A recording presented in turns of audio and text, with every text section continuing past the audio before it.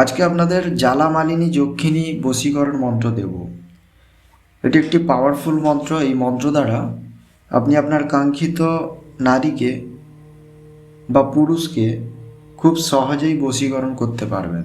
তো বশীকরণ সম্পর্কে আমরা সবাই পরিচিত, তাই বশীকরণ সম্পর্কে নতুন করে বলার কিছুই নেই। তো আজকের ভিডিওতে যে বশীকরণ মন্ত্র উপস্থাপন করব তা হচ্ছে জ্বালা মালিনী বশীকরণ মন্ত্র।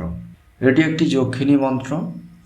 জ্বালা মালিনী যক্ষিণীকে জৈন ধর্মে এবং হিন্দু ধর্মশাস্ত্রে দেখা যায়, যেমন সম্পদ অর্জন, শত্রু ধ্বংস এবং কাঙ্ক্ষিত ব্যক্তিকে বশীকরণ করার উদ্দেশ্যে এই জ্বালা মালিনী মন্ত্র প্রয়োগ করা হয়। তো এই বশীকরণ ক্রিয়া করার জন্য জ্বালা মালিনী যে মন্ত্র রয়েছে সেই জ্বালা মালিনী মন্ত্র প্রথমত সিদ্ধ করতে হবে। তো এখন আমি আপনাদের জ্বালা মালিনী মন্ত্র সিদ্ধির উপায় বলবো, তারপরে ভিডিও স্ক্রিনে সেই জ্বালা মালিনীর মন্ত্রটি দিয়ে দেব। এই বশীকরণ মন্ত্রটি আপনাকে টানা 21 দিন পর্যন্ত সাধন করতে হবে। এর জন্য আজকের ভিডিওতে যে মন্ত্রটি আমি দেব সেই মন্ত্রটি 108 বার জপ করতে হবে প্রতিদিন। এই বশীকরণ মন্ত্রটি সাধনার জন্য কোনো বিশেষ নিয়ম বা পূজার উল্লেখ নেই, তবে এটি আপনাকে ষটকর্মের নিয়ম অনুসারে করতে হবে। তো যখন আপনি এই মন্ত্র জপ করবেন, সে মন্ত্রের সংখ্যা সঠিকভাবে গোনার জন্য বা হিসেব রাখার জন্য আপনি রুদ্রাক্ষ জপমালা ব্যবহার করবেন। তো ভিডিও স্ক্রিনে এখন আমি মন্ত্রটি দিচ্ছি, আপনারা ভালো করে দেখে নেবেন। ওং হ্রিং ক্লিং আং খিং ক্লিং ব্লুম ড্রাং ড্রিং হামাসহ ইয়া হ্রিং জ্বালা মালিনী দেবদত্তাস্য সর্বজন বশ্যম কুরু গুরু স্বাহা।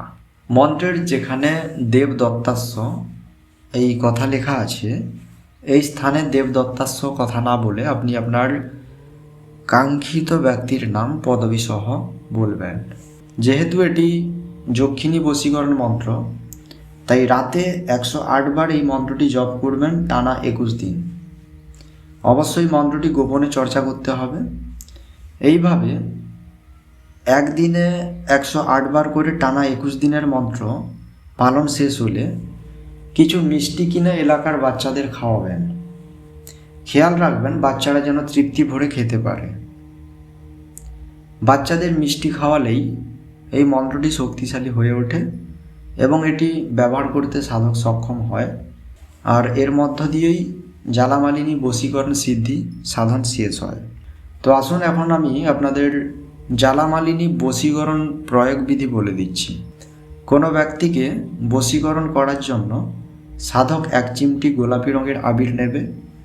এবার সেই আবিরের ওপর যক্ষিণী বশীকরণ মন্ত্রটি 21 বার বলে 21টি ফুঁ দেবেন। অর্থাৎ মন্ত্রটি একবার বলে একটি ফুঁ দেবেন, আবার বলে আবার ফুঁ দেবেন, আবার বলে আবার ফুঁ দেবেন। এই জপ করা আবির যদি কোনো নারী বা পুরুষের মাথায় ছিটিয়ে দেওয়া যায়, তাহলে সেই নারী বা পুরুষ সাধকের বশীভূত হবে। এইভাবে এই জ্বালা মালিনী যক্ষিণী মন্ত্র প্রয়োগ করে যে কাউকে বশীকরণ করা যায়।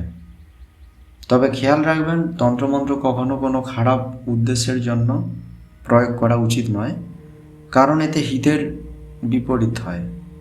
তো আশা করি আজকের ভিডিওর সম্পূর্ণ অংশ বুঝতে পেরেছেন। সবাই ভালো থাকবেন। ধন্যবাদ।